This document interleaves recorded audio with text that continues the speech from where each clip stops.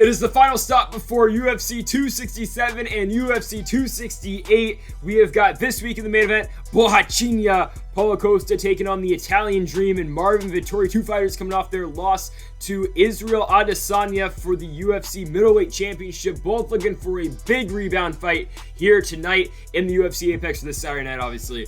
In the Apex, it is Vettori and Costa who will regain their spot as one of the top contenders at 185. And folks, if you have not yet, make sure that subscribe button down below for more UFC here on the channel. Alright, so our first fight will be between Jamie Pickett and Laureano Staropoli. Already talked about that fight. They were scheduled 2 weeks ago on the Mackenzie German Marina Rodrigues card, so we're just going to roll that, and then we'll get into our next fight with Worthy and Jai Herbert. As always, timestamps in the description down below, so if you want to skip to a fight you want to see, go ahead and do so. Really close fight to pick now. It's between Jamie Pickett and Laureano Staropoli. I mean, hey, I've been going back and forth on this fight all week. I really have. I mean, because Jamie Pickett, good fighter before the UFC, and then he runs in the wrong guys. Okay, Jamie Pickett's been so unlucky with his run in the UFC. I mean, he comes in the contender the second time around. He's been on there 3 times. He wins the third shot, loses the first. The second time around, they give him Punahele Soriano. I mean, come on. Punahele's a good fighter, and I know he just lost to Brendan Allen, who, I mean, hey, I got that fight right, by the way, but Soriano's a good fighter, so there's nothing wrong with losing to Punahele Soriano. Okay, Pickett comes back, he wins in the contender, cool. They give him Tafon Chukwi, and Tafon Chukwi is a good fighter, man. I mean, that guy just beat Mike Slow Rodrigues. I think I have Tafon Chukwi. And then they give him Jordan Wright. Okay, is Wright all that good? I tend to think he is. I think he just, I mean, hey, he's 2-1 in the promotion. Jordan Wright looked good in the Jamie Pickett fight. I know he got knocked out by Buckley, and he beat Ike Villanueva, but I think Jordan Wright's a solid fighter. The Beverly Hills Ninja is pretty damn good, in my humble opinion. I think he's fighting, who's he fighting next?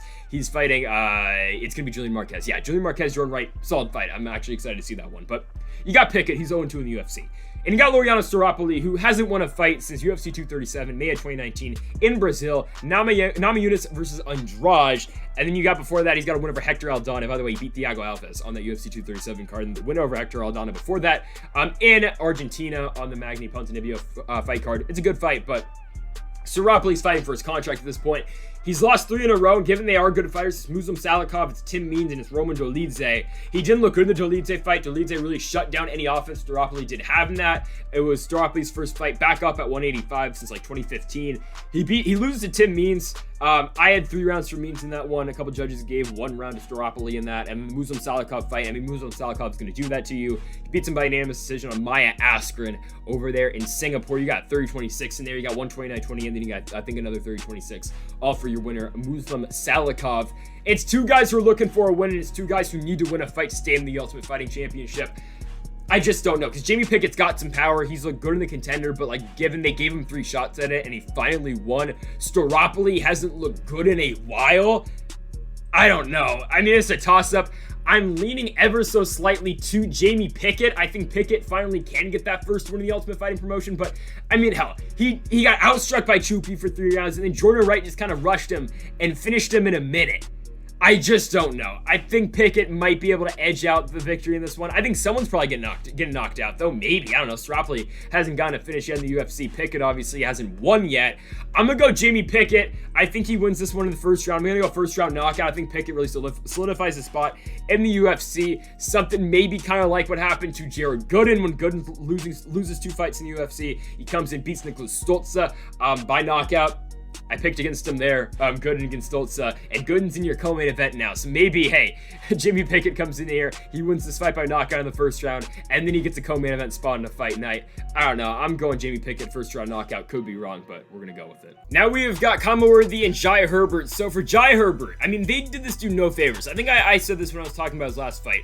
Okay, so he comes in the UFC, he's coming from Cage Warriors, he's the Cage Warriors lightweight champion, obviously high expectations for Jai Herbert. They scheduled him against Mark DeCasey, his first fight. In the UFC, the event is, of course, canceled because of coronavirus. Cool. After that, Jai Herbert gets Francisco Trinaldo. On Fight Island, Trinaldo knocks him out in the 3rd round. It's the classic stop the fight, the one with Dan Hardy yelling at Herb Dan. Okay, we all remember that fight. Trinaldo knocked him out in the 3rd round.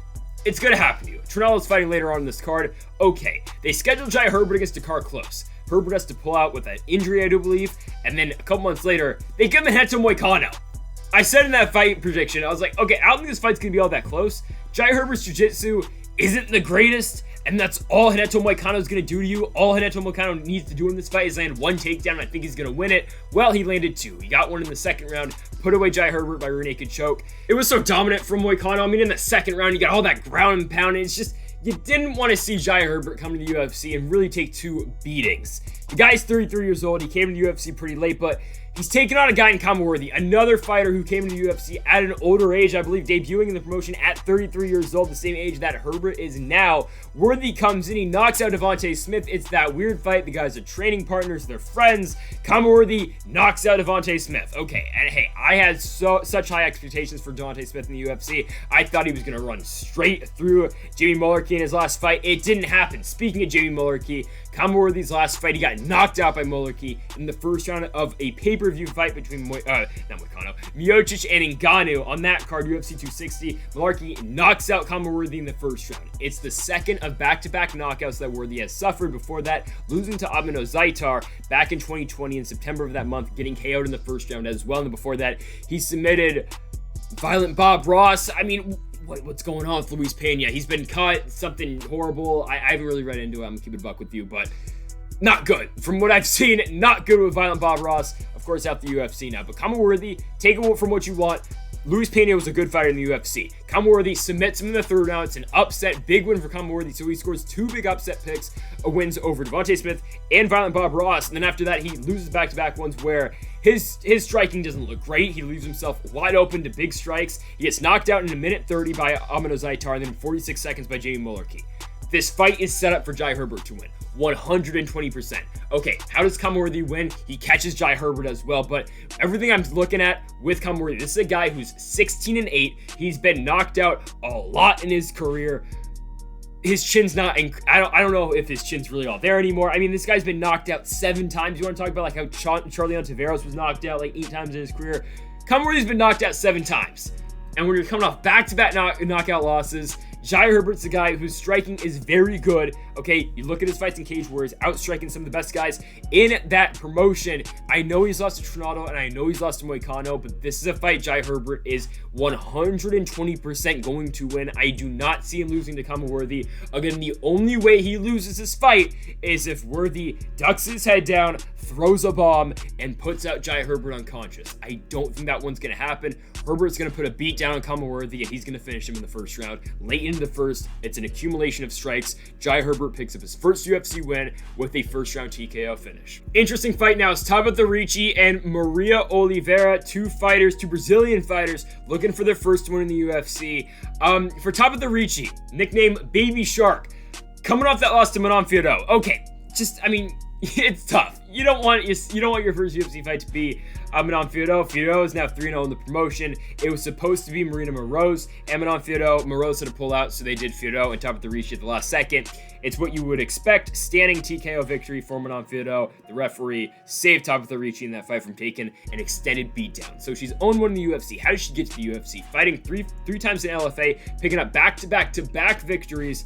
One by armbar, one by KO, one by decision. So real balanced run in LFA for Tabata Ricci. And then, of course, gets that fight with Manon Fiorot. But she's fighting Maria Oliveira, who might be most famous for losing to Marina Rodrigues on Dana White's Contender Series. It was that fight where they showed all Marina Rodrigues' like promo packages. She's really working well in the feet. Oliveira turns around, basically says, "No mas, I don't want it anymore." The referee calls off the fight. I think it was Tognoni calls off the fight.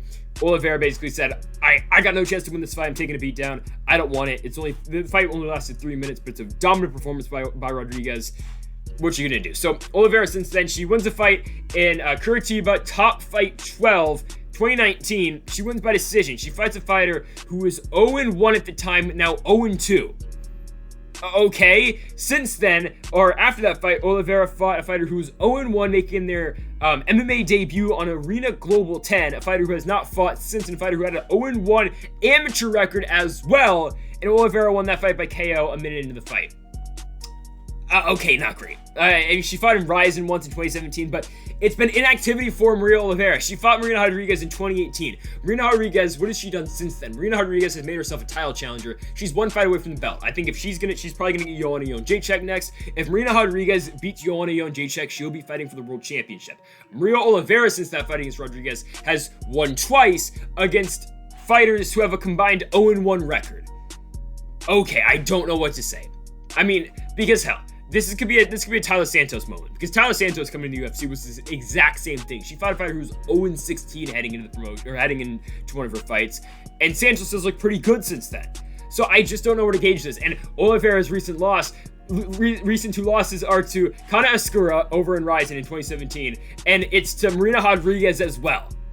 Oliveira is one of these fighters. If the UFC had a atomweight division, she'd be probably fighting in it, but I mean, I just don't know where to go with this, because Oliveira, again, she's lost to some good fighters, and she's beat some really bad fighters. And for Tabitha Ricci, I mean, she's fought a 2-3 fighter in LFA, 1-5, 0-0, 1-2-1, and then she lost to Manon Fiorot. So it's the same case for both these fighters. I know Tabitha Ricci's jiu-jitsu is really good. I know Maria Oliveira's stand-up and striking is very good. So I honestly, do you think Tabitha Ricci can get this one to the mat, use her very good judo that you've seen in the past, or do you think Maria Oliveira can get this one standing, and keep striking with Tabitha Ricci, despite of what you've seen probably out of Maria Oliveira? If you've seen any out of her, it is that Rodrigues fight, and it's that fight where she is getting pieced up on the feet, but her striking is still pretty solid. For Ricci, again, the game plan's got to be take this one to the ground. Don't put any money on this fight. Take it from me. Just don't do it.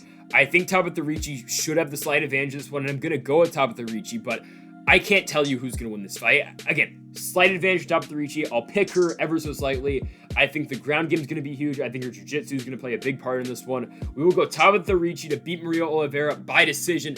Zero confidence at all. I just don't know where to gauge these two fighters, because we really haven't seen these fighters against enough competition, enough worthy competition, other than, hell, their fights with world champions. I'm not calling Manon Fiorot a world champion just yet, but a top 15 fighter in Manon Fiorot. For Oliveira, again, Kana Escura and Marina Rodrigues, two very good fighters.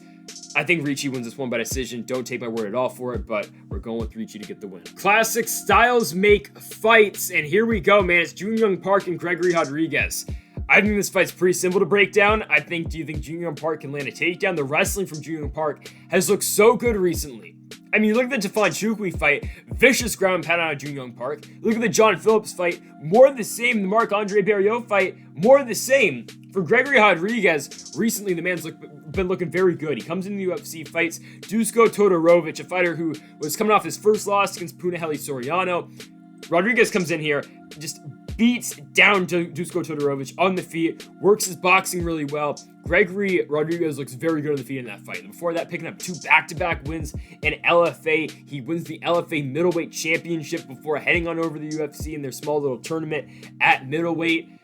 I mean, Rodrigues has been looking pretty good. I know he did lose in the Contender Series to Jordan Williams, which you don't entirely want to see, because Williams just lost to Mickey Gall, and you know how we feel about Mickey Gall here on the channel. I like the guy, but, I mean, I don't think Mickey Gall's all that great fighting-wise.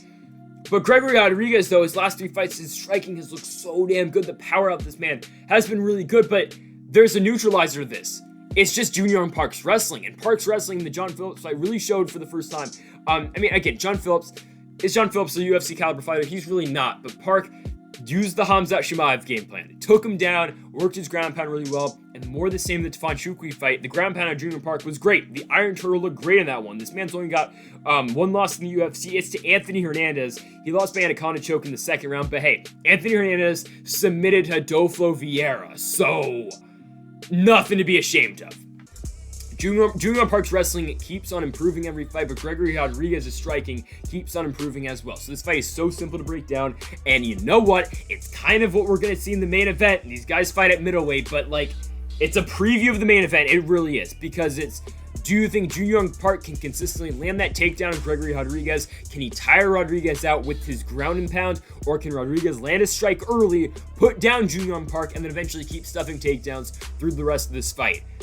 It's such a close one to call. It really is, man. I don't know where to go with this one.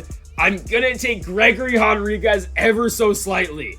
Ever so slightly, man. I picked Tafon Chukwi, I do believe, to knock out Jun Young Park in the 1st round. You know what? I'm gonna do the same here with Gregory Rodrigues. I'm gonna take a shot on Rodrigues here. I think he's gonna knock out Jun Young Park very early in this fight. The 6'3 middleweight will knock out the 5'10 middleweight in Jun Young Park. Rodrigues will stuff a couple takedowns. Eventually, we'll be able to land on Jun Young Park. And actually, we're not going to go 1st round knockout. We'll go 2nd round knockout. I think Gregory Rodrigues will get the job done, showing his power, and RoboCop will turn to 2-0 in the UFC. Flyweight action now between Jeff Molina and Daniel Lacerda, I do believe it is. So Jeff Molina taking on Lacerda. I could be butchering the name, I'm not quite sure about it, but yeah, Lacerda is a fighter who he's shown his jiu-jitsu in the past. He's got pretty solid ground game, pretty good solid ground game, and pretty solid striking. The opponents he's been fighting, let's be real, just aren't the best competition. Jeff Molina said it himself. He thinks that that Daniel's a pretty solid fighter on the feet, pretty solid on the ground, but all around he thinks Jeff Molina, or obviously he thinks himself, he's a better fighter than Lacerda. And honestly, I'll give you my analysis on this fight. I think more of the same. I mean, Jeff Molina's looked pretty good in the past. You look at his last fight against the Mongolian Murderer. It's a big unanimous decision win on UFC 261. The first one with the crowd back. Yes, does Jeff Molina get rocked at the end of that third round when he's got the fight won?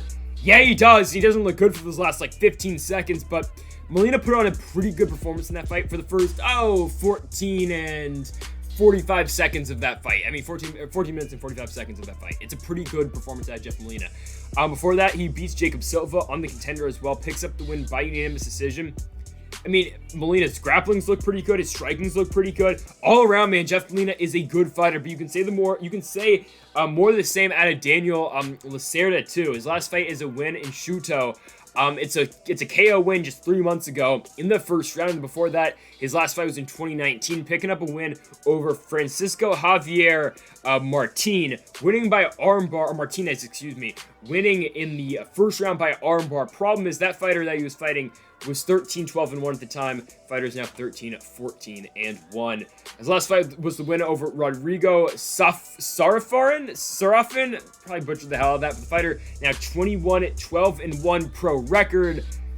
Fighting in these independent promotions in Brazil, it's what you're going to get. But two flyweights looking for a good scrap. It should be an all-around good fight, though, honestly, because you know Molina's striking's good. You know Daniel's striking's good. You know their jiu-jitsu, both of them, the ground games, are pretty solid. So all around, I think we're gonna get a very fun fight. But what Jeff Molina does bring that a lot of flyweights don't is a lot of power. Jeff Molina's got some power on the feet. Now again, did he almost get knocked the hell out in his last fight in the first round? Oh yeah, he almost did, but in the third round, he did. But Jeff Molina, I still think his striking is really good. I think he's a well-balanced fighter. I think he'll be able to dictate where this fight does end up. If it goes to the ground, I like Molina. If it goes on the feet, I like Molina as well. I like Jeff Molina all around to beat Daniel Lacerda. I'm going to go with the decision win for El Jefe. Okay, we have got Markos taking on Oliveira Souza. It's a fight here at 115 pounds. Surprise, Markos got another shot in the UFC. I'll be honest with you. She's on a 4-fight losing streak. That losing streak started with Amanda Ribas, losing by unanimous decision in Brazil at the very start of the pandemic. After that, she loses to Mackenzie Dern. She gets armbarred in the first round. Then she loses to Kanako Maruta by unanimous decision. And then after that, she loses to Luana Pinheiro by a legal upkick. It's on the Reyes Prohaska card. Yeah, Markos gets DQ'd. Okay, she hasn't won a fight since she beat Ashley Yoder by split decision in Singapore on the Maya Askren card in October of 2019. Okay, Markos gets into these weird fights. She's been in the UFC for a while, ever since this division was started. She got a number one contenders fight with Jessica Penne when the division was started back in 2014. But I mean, like, Markos has these weird fights, and they're close fights. She had a competitive fight with Jessica Penne in that number one contenders fight in 2014. She beat Carla Esparza. She had a split decision loss to Alexa Grasso. She had a draw with Marina Rodrigues. Hell, she submitted Angela Hill. She had that close fight again with Ashley Yoder. My problem with Markos, though, is I don't think she's a better grappler with her and Souza. Like, Souza is a very good grappler. I mean, BJJ black belt. You look at the list of accomplishments this woman has. Go on her UFC Q&A page. I saw this. It was I believe it was Craig Allen from Fight Night Picks. Put this on Twitter. Like, she lists all of her accomplishments in her Q&A with the UFC of all of her BJJ accomplishments. There's a lot of them. Lavinia Souza is very accomplished in BJJ. Is Markos the same? I mean, kind of, but there's levels to this game. Okay, Markos is a purple belt. Souza is a black belt. Honestly, though, black belts really don't matter. Belt levels really don't matter, honestly, in MMA anymore. Hell, Thiago Santos has got a black belt in BJJ. I just don't think they really mean all that much anymore. It's just, I mean, you'll see the fighters when they compete with BJJ in an MMA fight. It's a big difference. I mean, obviously, you know, like, when a fighter's got good Brazilian Jiu-Jitsu, you'll know when they fight in the UFC. Okay, Souza, she's got a submission win over Alex Chambers. Is Alex Chambers the best UFC fighter? Maybe not, but She's got a win over Sarah Frauda by split decision. She's got a win over Ashley Yoder. She also Brianna Van Buren by unanimous decision. She got knocked out by Amanda Lemos. I mean, that's going to happen to you, but Souza's jiu-jitsu is that damn good. I've seen Markos go in there. I've seen her get submitted by Mackenzie Dern, okay, sure, but she's been submitted by Courtney Casey as well by armbar. What's to say Souza's not going to do the same? I think Markos might be the one to initiate the grappling in this one. She probably will, because honestly, a stand-up fight between Markos and Souza, I think Souza's better than her. On the ground, if Markos is always working and she's on top and she's really working on her offensive wrestling, maybe she will have the advantage. But I just don't think Markos is going to be able to control this fight for 15 straight minutes. I think Souza eventually will be able to look for a transition, will be able to reverse positioning against random Markos. I think Souza will get the job done. She's going to beat random Markos. Lavinia Renata Souza wins this fight. She wins it by decision. Unfortunately, that'll probably be it for Markos in the UFC. He'll send her to 10-12, but Souza improves to a record of 15-3 with this win. Low-key banger now between Dwight Grant and Francisco Trinaldo.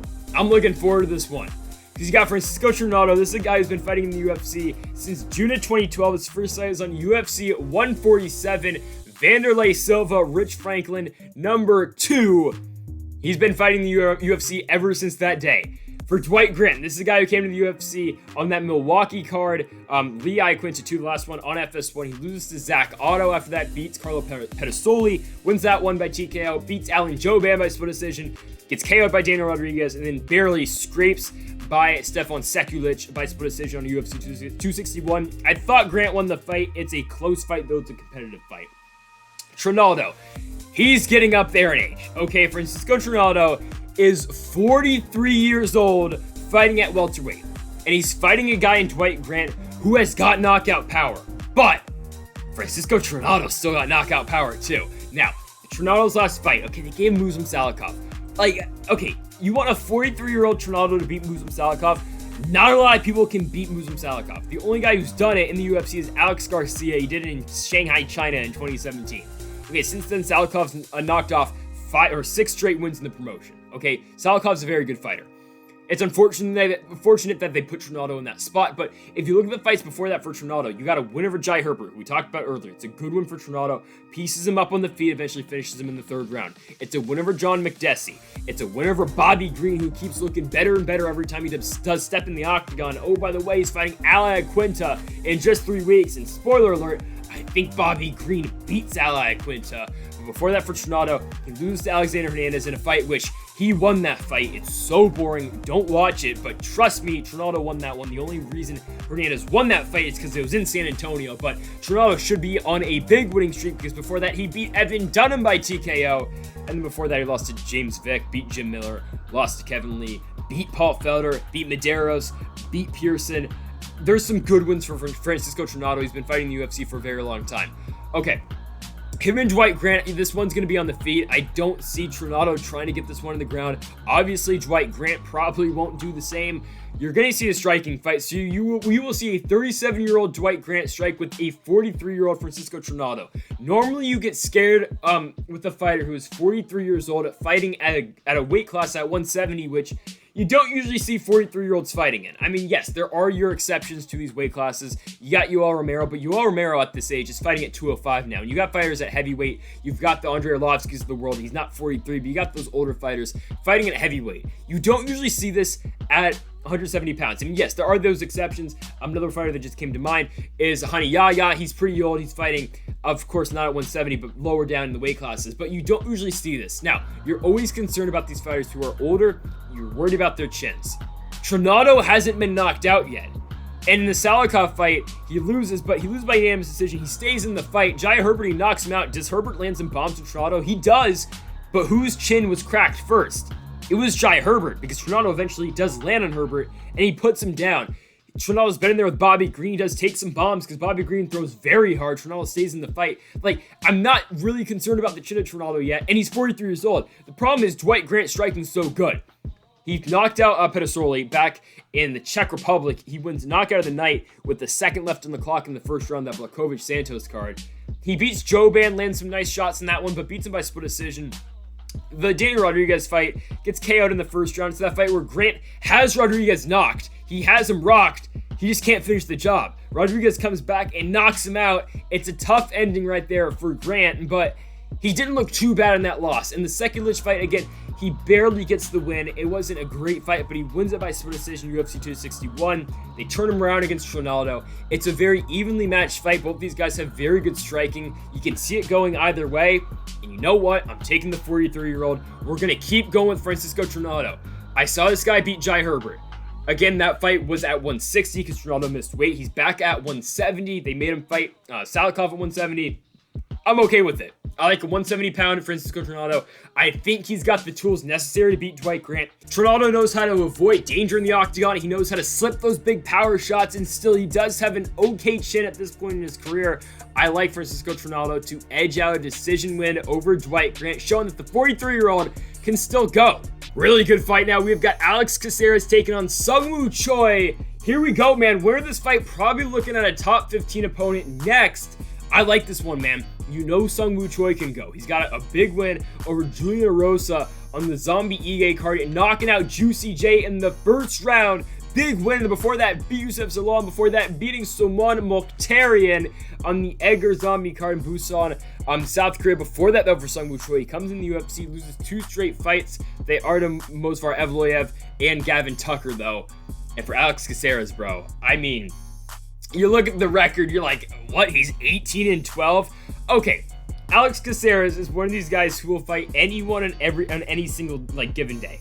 I mean, Caceres has been fighting the UFC. His first fight was in 2011, UFC Fight Night Nogueira versus Mr. Wonderful Phil Davis in the Key Arena in Seattle, Washington.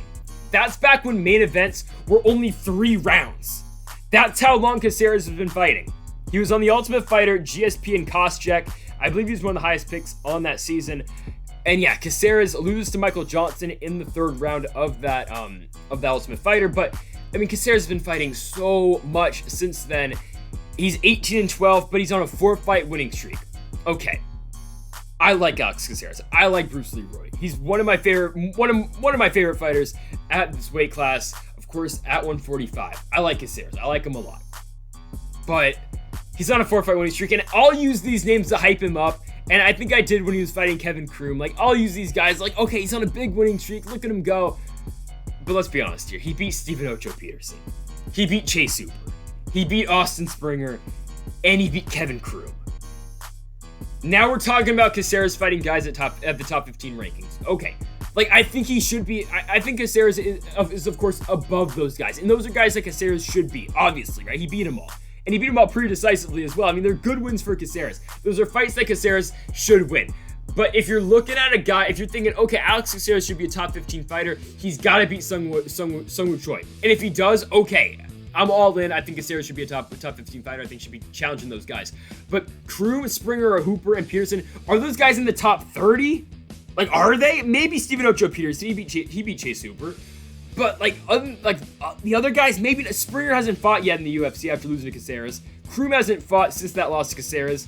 Hooper lost to Ocho Peterson after he lost to Caceres, and he beat Slippery Pete. But Pete Barrett's not in the UFC anymore as well. It's tough because Alex Caceres, when you look at him fight, if Caceres is the better grappler, he will overwhelm his opponent. He will.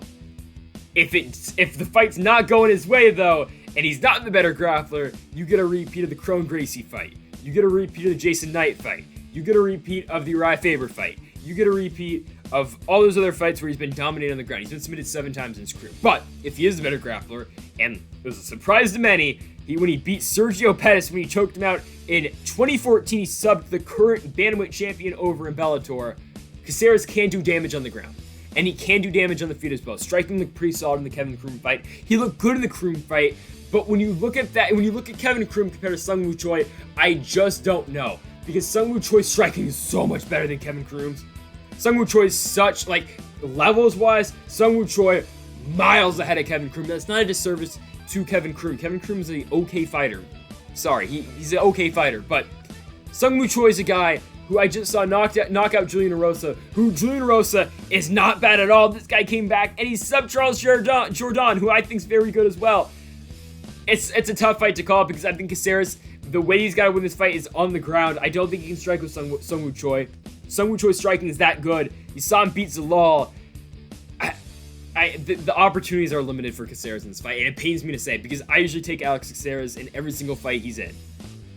But I'm getting the vibes that I saw in the Kron Gracie fight. Obviously, I don't think Sung Woo Choi is going to overwhelm Caceres on the ground, but on the feet, I think this is all Sung Woo Choi.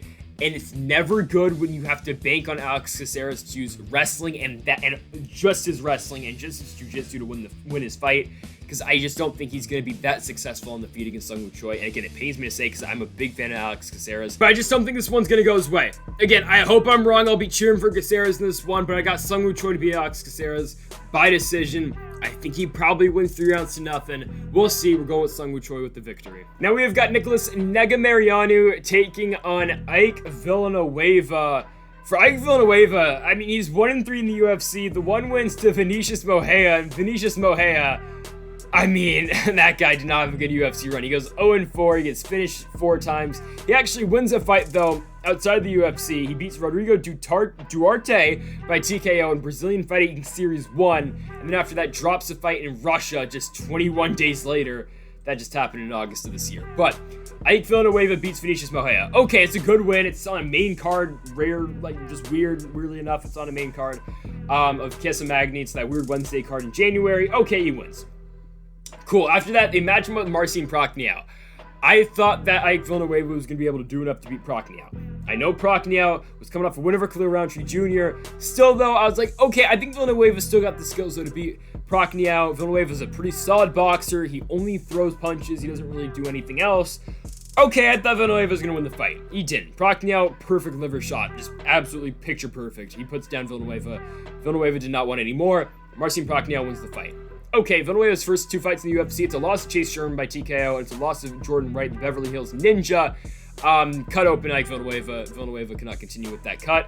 Okay, Jordan Wright wins the fight. Ike Villanueva's opponent, it's Nicholas Negumereanu. Negumereanu, going in the Alexa Kammer fight, I didn't get I thought Alexa Kammer was going to run right through him. I'll be honest with you. Now, I was high on Alexa Kammer coming in the UFC as well. He beats Justin Ledet, he loses to Will Knight, now he's lost to Negumereanu as well. Okay, Negumereanu lost to Safirbek Safarov. Safirbek Safarov is one of the worst UFC fighters of all time. It sucks to say that, but this guy was not very good. He got knocked out by Jan Vellante. He gets subbed by Tyson Pedro. Tyson Pedro could probably do that with his eyes closed. He beats Negumereanu. Safarov then loses to Adolfo Vieira. He gets absolutely torched in that fight. And then he's supposed to fight Marquez. He doesn't make weight, and they cut him. That was Safirbek Safarov's run in the UFC. Negumereanu was the only guy he beat in the promotion. Then after that, Negumereanu beats Alexa Kammer. It's a split decision fight. It's a close fight. I picked Kammer, but I actually thought Negumereanu won the fight. So we've got Negumereanu and Ike Villanueva. Negumereanu's striking's pretty good. Same can be said about Ike Villanueva. Villanueva's chin, though, definitely suspicious, though, because you got that loss to Jordan Wright, given it was a cut, so I'm not gonna talk about that. Chase Sherman, he gets rocked. That fight was in Jacksonville. You've got, I mean, the guy's just been fighting for a while. He made his pro debut in 2008. Oh, by the way, he got knocked down in that fight.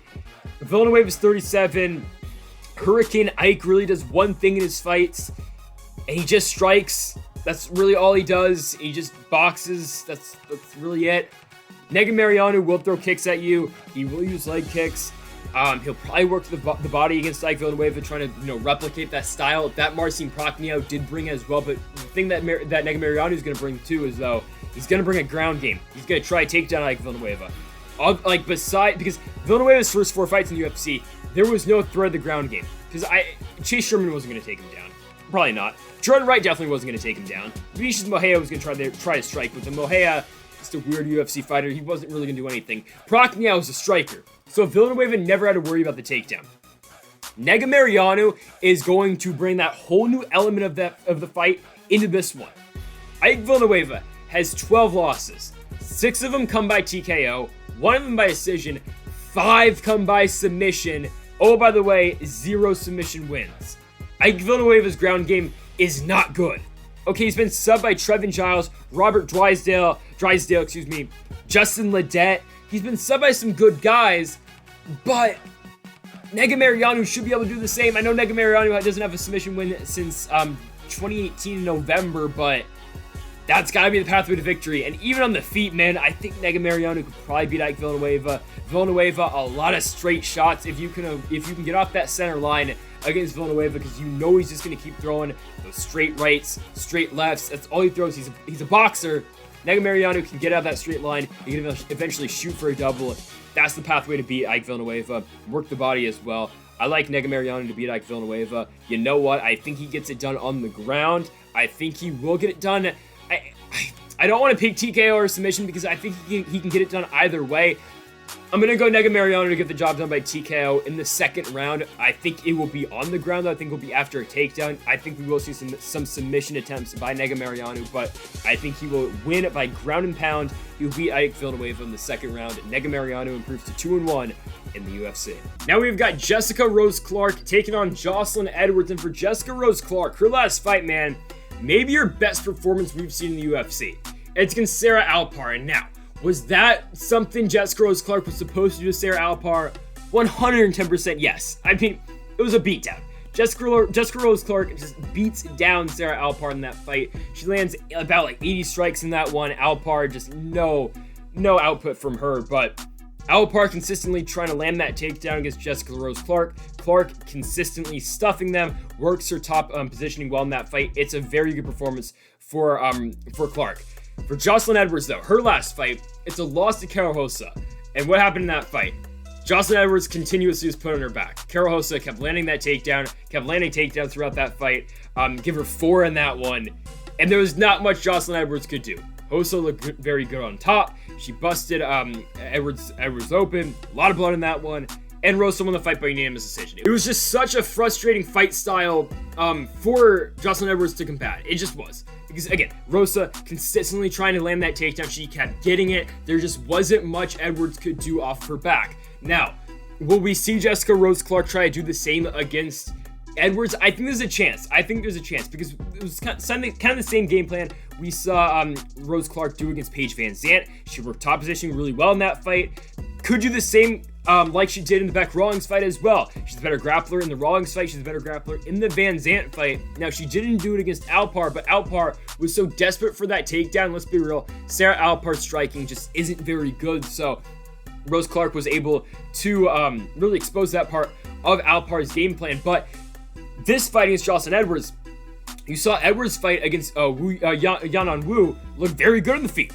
I mean, outstruck Wu Yanan in that one, looked good in that fight in January. And again, if you want to play MMA math, Jessica Rose Clark has a win over Sarah Alpar. Jocelyn Edwards has lost to Sarah Alpar.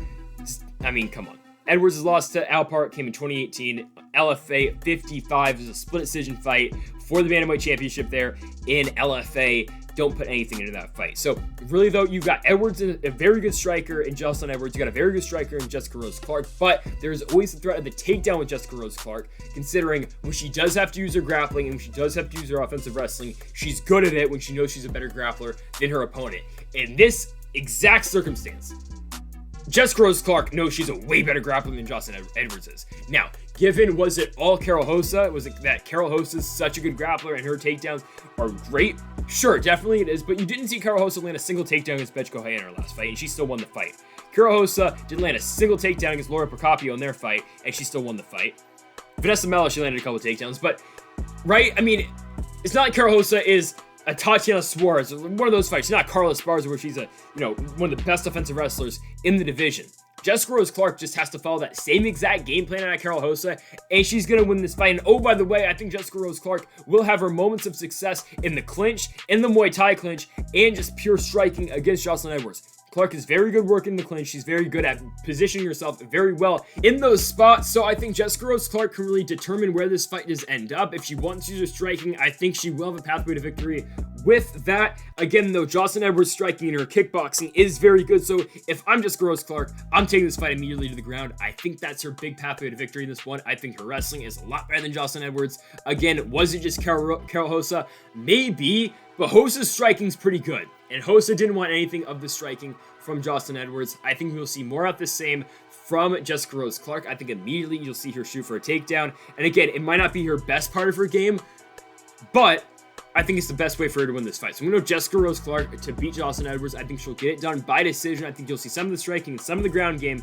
All together, though, it will be a Jessica Rose Clark decision win over Jocelyn Edwards. So in the co-main event, we have got Ricky Glenn taking on Grant Dawson. Dawson has been basically perfect so far in his UFC run. He's got a pro record of 17 wins and just 1 loss. He came into the UFC with a big win over Julian Erosa. He beat him by unanimous decision, worked his takedowns really well in that fight, and then after that, picked up a win over Mike Trizano. More of the same, finishing Trizano in the second round by rear naked choke after again securing a bunch of takedowns. And he did the same thing against a very good grappler in his own right, and Derek Minner, subbing him in the second round in their fight early in 2020. And then after that, Dawson went on to go beat Nadir Rahmani.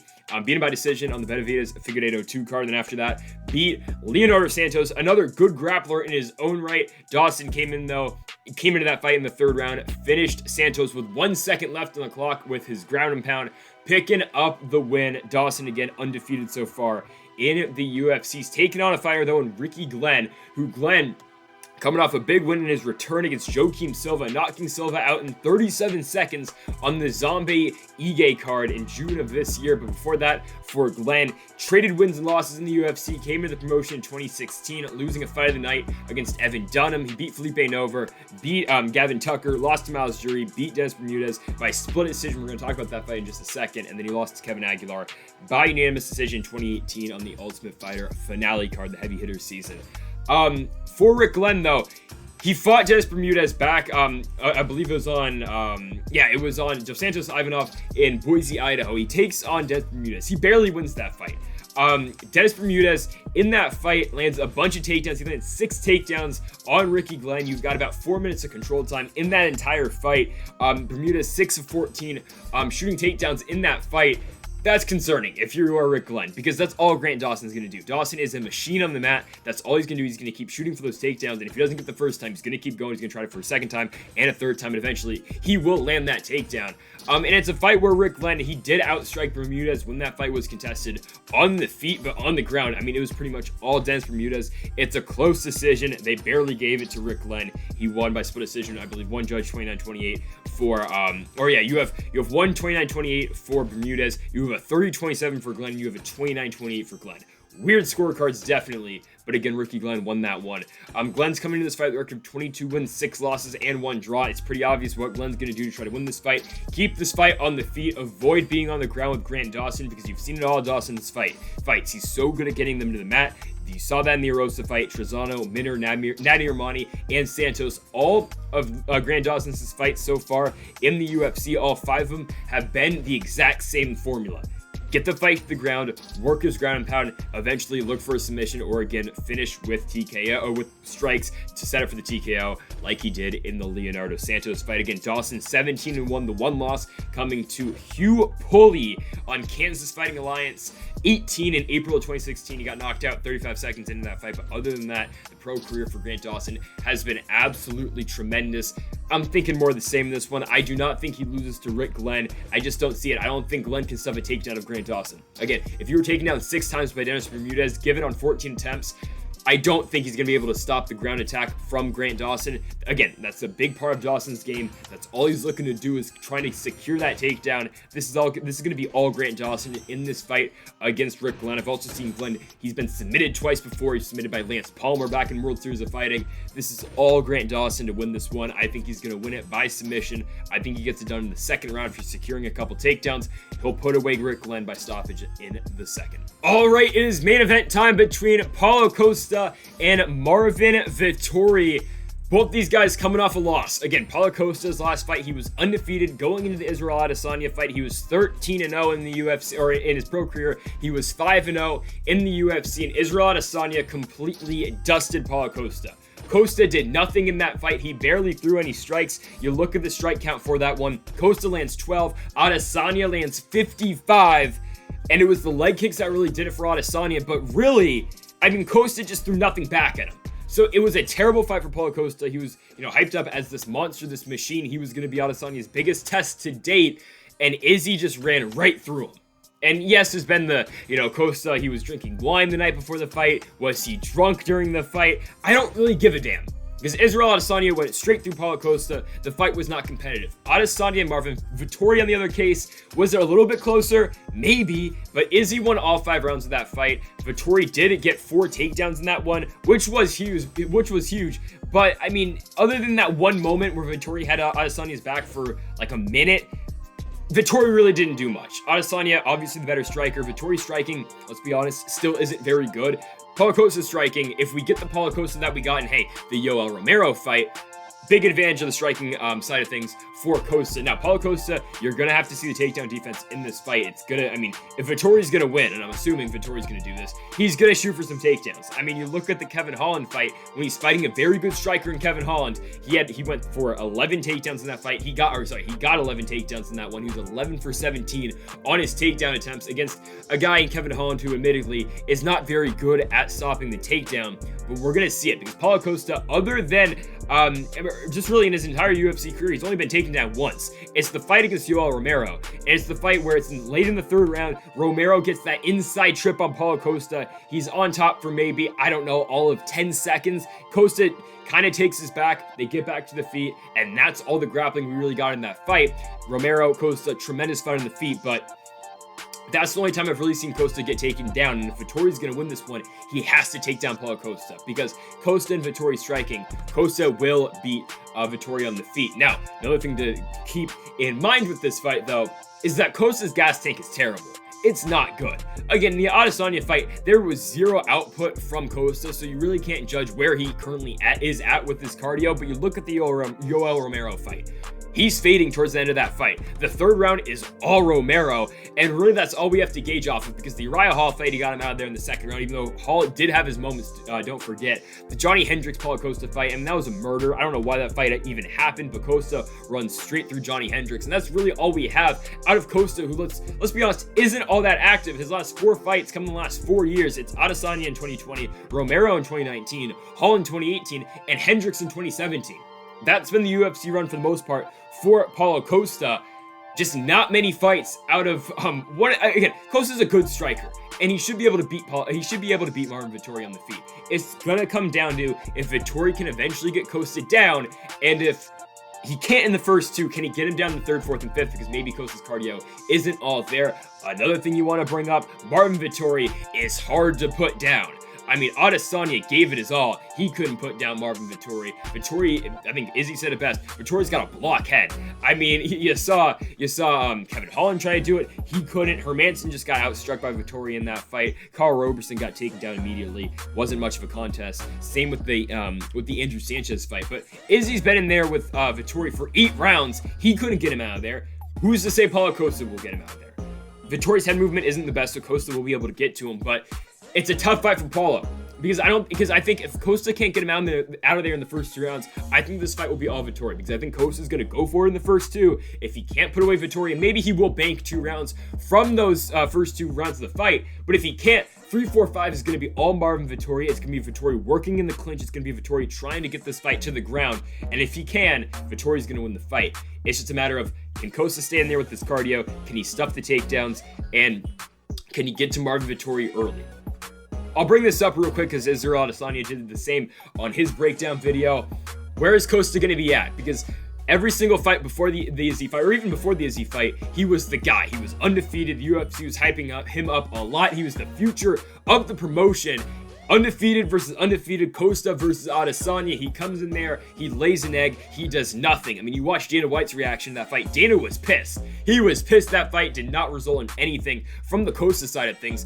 Not that he wanted Costa to win, but that fight was hyped up. Go watch the pre-fight stuff on that. That fight was hyped up. There's no way this could be a bad fight. This is fight of the year, the 2 best middleweights on the planet. And that fight was not competitive. Same can be said about the Vettori fight, but hey, at least Vettori went in, he shot some takedowns, and he did land some takedowns against the current champion, even though he couldn't finish the job on the mat. Okay, official prediction though, Costa, Vettori. I'm going Marvin Vettori. I think Paulo Costa's got 10 minutes to win this fight. Yes, Costa has a lot of power. Sure he does. But Marvin Vettori's chin is very good. He's got a very damn good chin. Vettori, I don't believe, has ever been finished in the octagon. I will check it, or in his pro career, excuse me. No, he hasn't. He's 17-5-1. Those 5 losses coming by decision. The 2 to Adesanya. He's got that 1 to Antonio Carlos Jr. and then he's got 2 before his promotional debut in the UFC. The guy's tough to finish. And yes, Costa's got all that power, but if you cannot get Marvin Vettori out of there within the first 10 minutes, this fight will slowly turn into Marvin Vettori's fight, and I really think that's what's going to happen. I think Costa will win the first 2 rounds. He's going to tire out in the third. Vettori will get the takedown in the 3rd round. He'll get the takedown in the 4th round, and he's going to do it again in the 5th. I like Marvin Vettori to beat Paulo Costa. I think he gets it done at 3 rounds to 2. Give it to him 48-47. Marvin Vettori picks up yet another win in this middleweight division. I just don't know if Costa can get the job done against a guy who isn't a very good striker. No, Vettori's not a good striker, but hey, he does have a little bit of power. He does, to the point where Costa has got to be concerned. And yeah, Costa's got to be concerned striking with Vettori too, because you're always going to open yourself up for a takedown from Marvin Vettori.